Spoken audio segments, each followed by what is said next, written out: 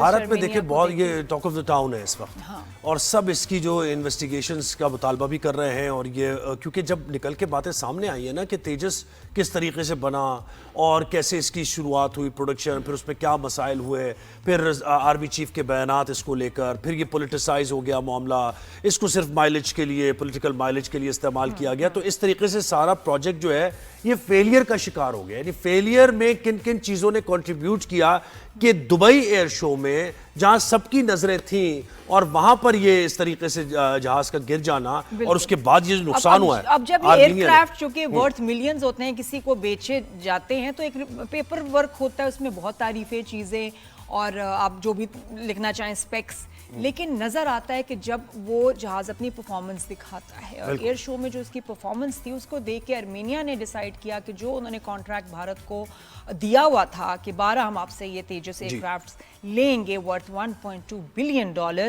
وہ اب not going ahead. بالکل ایسے ہی ہے. تو اس میں اس کے الائنمنٹ سے متعلق بھی بات ہو رہی ہے، اس کی اسمبلی سے متعلق بھی بات ہو رہی ہے، اس کے انجن سے متعلق بھی بات ہو رہی ہے، پھر پائلٹ کی کیا کرافٹ تھا اس پر بھی یقیناً سوالات اٹھ رہے ہیں. کوئی ملک کتنی انویسٹمنٹ کر رہا ہے، باقی ہم اپنے ایکسپرٹ سے پوچھیں بالکل ہمیں جوائن کیا کیا کنسرنز ہوتے ہیں ایئر کمانڈر ریٹائرڈ خالد چشتی صاحب نے، اور اس سے پہلے بھی ہمارے شو پر تھے اس تیجس میں یہ جو ہوا تھا واقعہ، اس پر بھی بات کی تھی اور انہوں نے کہا تھا کہ ایک ڈاکیومنٹری وہ کر رہے ہیں اور بڑی کمال بنائی ہے انہوں نے، بڑی کمال ڈاکیومنٹری ضرور دیکھیں. عائل صاحب گڈ مارننگ، ویلکم کرتے ہیں، کیسے ہیں آپ؟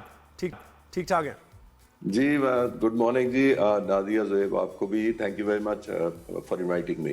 سر ڈاکیومنٹری تو آپ کی ہم نے دیکھی ہے، لیکن ہم چاہیں گے اب آپ کی موجودگی کا فائدہ اٹھانا ہے. ہم نے آپ موجود ہیں بذات خود، تو کیا فائنڈنگز رہیں آپ کی؟ ہم نے تو خیر دیکھا ہے کہ پائلٹ سے متعلق ہے زیادہ آپ کا یہ کہ شاید اس کا کہیں لیبس ہے نہیں، لیکن ڈاکیومنٹری میں مطلب آپ نے بریفلی کیا بتایا ہے؟ جی اس میں نے 2 آسپیکٹس کو کور کیا جی. ایک آسپیکٹ کور کیا ہے جو ہسٹری ہے بنیادی طور پر 40 سال کی انڈیا کی اس جہاز کو بنانے میں. اس میں سے لوپ ہولز یا شارٹ کمنگز ہیں، مینجمنٹ کا ہے، لیڈرشپ کا ہے، ایک بزنس لائک اپروچ رہی ہے اس جہاز کو بنانے میں، لیس آف پروفیشنل یا ملٹری یا air force point of view سے. ایک تو میں نے وہ ٹیکنیکل آسپیکٹ ٹچ کیا ہسٹری ہے کیونکہ، لیکن اس میں نے یہی کہا ہے جو پولیٹیکل انفلوئنس سب سے زیادہ رہا ہے کہ انڈین ایئر فورس چیف اس جہاز کے بارے میں خود کہتے رہے ہیں کہ جو ہندوستان ایروناٹیکل لمیٹڈ کمپنی بنا رہی ہے، آن ریکارڈ انہوں نے کہا تھا کہ مجھے اس کمپنی پر اعتبار نہیں ہے، اور انہوں نے کہا کہ یہ بہت سیریس بات ہے، خود انہوں نے کہا. اب جب ایک سب سے بڑا سٹیک ہولڈر آپ کا یعنی کہ سب سے بڑا کلائنٹ ہو، کیونکہ ان لائک پاکستان، یہاں پہ تو پاکستان ایئر فورس خود انوالو ہے اس جہاز بنانے میں، جو کہ یہ واحد ملک ہے دنیا کا. میں کل پرسوں بھی آپ سے بات کر رہا تھا. تو یہ جو حال کمپنی ہے یہ گورنمنٹ اونڈ ہے، سیمی آفیشیل ہے سمجھیں، اور پولیٹیکلی انفلوئنسڈ ہے. جب پولیٹیکلی انفلوئنسڈ ہے تو پولیٹیکلی بڑا پریشر آتا ہے اس کمپنی پر اور ایئر فورس پر کہ کنورج کریں اور جہاز لے ایئر فورس. ان کے ایئر فورس جو لینے والے ہیں وہ کہتے ہیں مجھے ناپسند ہے. انڈین ایئر فورس یہ کہتی ہے اس جہاز کے بارے میں کہ ہمیں ایک فائٹر جیٹ چاہیے تھا، نہ کہ ایک پولیٹیکل پروجیکٹ چاہیے تھا. ایک بات یہاں سے. دوسری بات جو اب آتے ہیں زیادہ تھوڑا سا فارورڈ کر کے، جو اس انسیڈنٹ پر کیا ہوا، میری رپورٹس کے مطابق ہندوستان ایروناٹیکل لمیٹڈ نے گورنمنٹ کو اپروچ کر کے ڈائریکٹ یہ دبئی ایئر شو کا پریشر ڈالا تھا کہ ہمیں مارکیٹ کرنے دیں، کیونکہ ان کو جہاز بک نہیں رہے تھے. اتنے عرصے سے وہ کوشش کر رہے ہیں صرف 40 صرف انڈیا کو دے سکیں ایئر فورس کو. آذربائیجان کے مقابلے میں ایک ملک آرمینیا ہے، اس کی ابھی بات کرتے ہیں، لیکن اس سے پہلے وہ انڈونیشیا کو، ملیشیا کو، ایجپٹ کو، فلپین کو، حتیٰ کہ آپ حیران ہوں گے کہ امریکہ کو بیچنا چاہ رہے تھے یہ جہاز. تو یہ پریشر ڈال کے لایا تو گیا. یہ ایگزیبیشن کو ترجیح دی گئی اور یہ ریزن دی گئی کہ اگر ہم نے دبئی میں نہ پارٹیسپیٹ کیا تو ہماری مارکیٹ بہت ڈاؤن ہے. کیونکہ پائلٹ پہ بڑا پریشر ہوگا پھر تو، ایگزیکٹلی ہے نا، اگر ان کو پتا بھی، اس لیے وہ ریلکٹنٹ بھی تھے لیکن پریشر کی وجہ سے کرنا پڑا. جی مجھے تو ایک دوست نے کل فون کیا کہ پاکستان ایئر فورس کا بھی بڑا پریشر ہوگا کہ جی پاکستان ایئر فورس تھنڈر بک رہے ہیں، ان کے کانٹریکٹس ہو رہے ہیں. جی تو ایک پریشر ہوتا ہے بیک اپ ٹو بیک. تو اب آتے ہیں جو پائلٹ فیکٹر جو میں اس ویڈیو میں جو اپلوڈ کیا جس کے اندر میں نے کوشش کی ایکسپلین کرنے کی، وہ یہ ہوتا ہے جی کہ بنیادی طور پر ہم ایک پازیٹیو چیز پل کرتے ہیں. بچپن سے ہمیں بتایا جاتا ہے کہ 1G ہم سب ہیومن بینگ پر گریوٹی کی وجہ سے ہر وقت اپلائی ہوتی ہے. जब फाइटर पायलट जहाज को आसमान की तरफ खींचता है जमीन से दूर, तो इसको हम कहते हैं पॉजिटिव चीज। सही। यानी ऐड करते हैं आप चीज अपने ऊपर जो जिसके आपका वजन बहुत बढ़ जाता है, क्योंकि आप ग्रेविटी आपको खींचती है, आप उसके अगेंस्ट जाते हैं, तो बड़ा प्रेशर होता है फेस के ऊपर, आप डाउनवर्ड, आपको ब्लड सर्कुलेट करता है, आपके लेग्स और पेट और स्टमक की तरफ जाता है ब्लड, तो ब्रेन को सप्लाई कम हो जाती है। अब जब ब्रेन को कम हो जाती है, ये तो पॉजिटिव चीज है, इसमें अल्लाह ताला ने बनाया, इसके लिए पायलट नीचे ग्रेविटी सूट पहनते हैं एक पेट पर और लेग्स पर, ताकि आपके ब्लड पाँव की तरफ ना जाए। मैं कोशिश कर रहा हूं इतना सिंपल कर सकूं। बिल्कुल। लेकिन जब आप जहाज को इन्वर्ट करते हैं या ऑपोजिट जमीन की तरफ खुद धकेलते हैं, इसको हम कहते हैं नेगेटिव चीज। नेगेटिव चीज बड़ी डेंजरस होती है। नेगेटिव चीज ज्यादा डेंजरस इसलिए होती है कि आपका ब्लड दिमाग को आता है, यानी दिमाग जब उल्टा प्रेशर डलेगा ऑपोजिट टू पॉजिटिव चीज, तो यहाँ पे अल्लाह ताला ने यहाँ ग्रेविटी सूट नहीं पहन सकते सर के ऊपर, कोई लिमिटेड आपकी स्पेस है ब्लड की, तो अल्लाह ताला ने ऐसा सिस्टम रखा है कि ब्रेन सिग्नल देता है पूरे जिस्म को कि तुम अपनी जो ब्लड वेसल्स हैं उनको खोलो ताकि ब्लड नीचे रहे। तो जब वो खुलती हैं तो आप पायलट ऑपोजिट मैनूवर कर देता है, यानी अभी वो वेन्स खुलती ही हैं तो पॉजिटिव खींच के दोबारा खींचना शुरू कर देता है जहाज को, तो अब ऑपोजिट होता है। जो वैक्यूम्स आपकी वेन्स में बन चुका होता है वेस्कुलर सिस्टम में, सारा ब्लड प्रेशर की वजह से वापस सक बैक हो जाता है into the legs and stomach, और ब्रेन पे सप्लाई शॉर्टेज थोड़ी देर के लिए पास आउट भी हो सकता है पायलट इसमें। एग्जैक्टली जी, even after years of training हो सकता है कि वो अनकॉन्शियस हो जाए। बिल्कुल, एब्सोल्युटली। जो पास आउट नहीं होता वो ट्रेनिंग की वजह से होता है, और मोमेंटरीली हर इंसान पर ये इफेक्ट होता है। कोई भी फाइटर पायलट करता है, लेकिन उसके अंदर मिली सेकेंड, हाफ अ सेकेंड में वो रिकवर ब्लड खुद कर लेता है। अल्लाह ताला ने ऐसा सिस्टम रखा है। लेकिन अगर ये नेगेटिव स्विच जो मैं कह रहा हूं इतनी खतरनाक टाइमिंग पर हो, जो कि ग्राउंड के बहुत लो हो, और वो आधा सेकंड आपको डिसीजन मेकिंग डिले हो जाए आपकी, तो जाहिर है जहाज आउट आपके कंट्रोल में है नहीं, पायलट फुल्ली बेहोश नहीं होता, लेकिन उसकी सेंस थोड़ी देर के लिए लूज होती है कि जहाज मैं उड़ा तो रहा हूं लेकिन ये उल्टा है, सीधा है, लेफ्ट है, राइट है। उसमें ये उसी मोमेंटम में वो जहाज मेरी नजर में, मैंने बहुत दफा वीडियो देखी।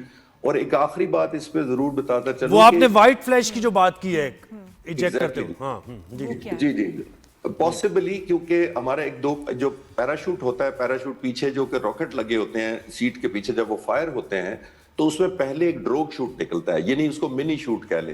पहले वो मिनी शूट निकलता है, उसके बाद वो मेन शूट को प्रेशर से खींच लेता है। दो शूट होते हैं, तो एक मिनी और एक मेन शूट। जब ये इजेक्शन हुई पॉसिबिलिटी हम करते हैं तो प्लान करते हैं, लेकिन एक और भी पॉसिबिलिटी होती है कि जब आप ग्राउंड को हिट करें, खुदा न खास्ता पायलट जैसे इस सूरत में हुआ है, तो इंपैक्ट की वजह से रॉकेट फायर हो जाते हैं और सीट फायर हो जाती है, लेकिन वो बहुत देर हो चुकी थी। इस केस में मेरा मानना यह है कि इंपैक्ट से पॉसिबली सीट निकली है, छोटा जो ड्रोग शूट है वो भी निकला है, जो मैंने जूम किया है अपनी वीडियो में, और पॉसिबिलिटी क्योंकि इसलिए उसके पायलट के निकलने की नहीं थी कि जब तक वो ड्रोग शूट निकला है वो बर्स्ट करके वो बॉल ऑफ फायर बन के आग का हिस्सा बन गया वो सारे का सारा। ये हुआ। अच्छा मुझे ये बताएं सर, अब ये जो आर्मीनिया से हुआ है और मुअत्तल हो गया कॉन्ट्रैक्ट, तो एक ब्रांड जिसको जो डिस्प्ले पर गया और वहां ये हादसा भी हो गया, तो इसका मतलब है तेजस का क्या फ्यूचर अब होगा? क्या ग्राउंड हो जाएंगे ये? क्योंकि कोई मुल्क की कॉन्ट्रैक्ट तो होने नहीं है अब, तो क्या नए ब्रांड से आएंगे, इसमें चेंजिंग करना पड़ेगी, या बिल्कुल ही कोई अलग नाम आ जाएगा कि अब कैसे होगा ये? वो मैं रिपीट कर देता हूँ, वीडियो के आखिरी लफ्ज मैंने बोला है, मैंने कहा कि तेजस का जो फ्यूचर डिपेंडेंट है, जो हिंदुस्तान में आज फैसले किए जाएंगे, यानी आज अब से लेके जो मौजूदा फैसले जिस तरह के वो करेंगे, क्वालिटी डिसीजन लेंगे, अनबायस लेंगे।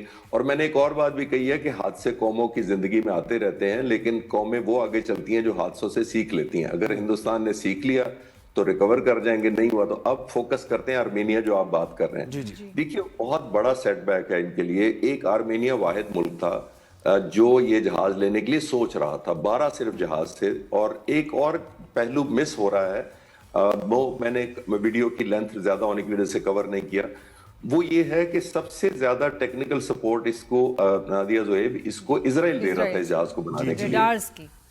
रेडार्स की, इलेक्ट्रॉनिक वॉरफेयर की, वेपन एम्प्लॉयमेंट की, बियॉन्ड विजुअल रेंज मिसाइल्स की, तो वो बहुत उम्मीदवार थे जाहिर है इस बात पे कि जब ये जहाज कामयाब होगा तो उनकी रिटर्न ऑन इन्वेस्टमेंट भी होगी, यानी वो जितना पैसा इन्वेस्ट कर रहे हैं उनको भी जाहिर है एक बाइट प्रोडक्ट के तौर पर फायदा होगा, उनको कंपनसेशन हो जाएगी, उनकी जो फाइनेंशियल इन्वेस्टमेंट है उसको रिकवरी मिलेगी या बूस्ट मिलेगा। उनको बहुत बड़ा सदमा लगा, इंडिया को तो लगा ही है, इसमें कोई शक नहीं है। क्योंकि देखिए एक इंपॉर्टेंट बात हमें ज़हन में रखनी चाहिए, दो बहुत बड़ी डिसएडवांटेज हैं तेजस को जो हुई हैं। एक 40 साल में सिर्फ 40 जहाज, बहुत स्लो प्रोग्रेस है।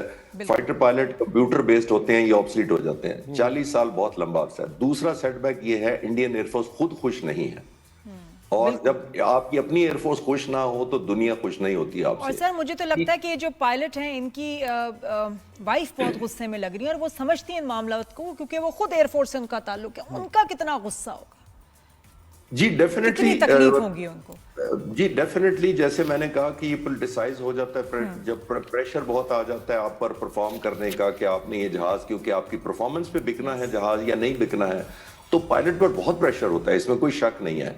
और एक और डिसएडवांटेज उनको ये हुआ है कि जो हमारा जहाज है JF-17 थंडर, यानी उसका कॉम्पिटिटर है समझ लें, वो बैटल टेस्टेड और कॉम्बैट प्रूवन हो गया है। दुनिया जहाज वो खरीदती है जो किसी बैटल में इस्तेमाल होगा हो, या उसने कोई रिकॉर्ड कायम किया हो, या सक्सेस स्टोरी साथ लेके उड़ रहा हो। पाकिस्तान का अल्हम्दुलिल्लाह JF-17 थंडर आपने देखा। और ये कौन सी जनरेशन है सर, ये तेजस? 4.5 जनरेशन। 4.5 है। हमारे उसकी ना JF-17 थंडर की बात हो रही, सर वो बताएं, इतना अच्छा लगता है इसके बारे में बात हो, सुन के बड़ी खुशी होती है जी। बहुत फख्र होता 4.5 जनरेशन हमारा जो ब्लॉक 3 है लेटेस्ट, जिसमें PL-15 लगता है और ऐसा रडार JF-17 थंडर में लगता है, वो 4.5 जनरेशन है। और सबसे बड़ी बात, जैसे मैंने कहा, दुनिया हमसे क्यों राब्ता कर रही है इस कॉम्बैट के बाद, कि हर मुल्क जो अप्रोच कर रहा है वो ये रियलाइज करता है कि ये हमारा जहाज बैटल टेस्टेड है और कॉम्बैट प्रूवन है।